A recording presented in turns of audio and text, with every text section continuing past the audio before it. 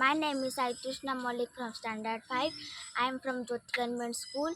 Today is 15th August. It is our grade 76 Independence Day. On account of this memorable day, I am going to tell something about important of Independence Day. Our country, India, is a multilingual and multiracial country. Yet the different types of content came under the different roots due to the lack of unity.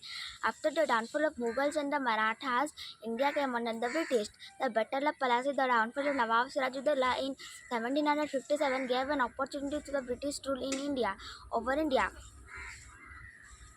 The first Great Revolution came against to the British to rule in India in year 1857. Rani Lakshmibai, the Queen of Jhansi, Tantia Topi, Nana Sahib, and many others sacrificed their life for sake of our motherland. The second Passage of Freedom movement started under the flag Indian National Congress.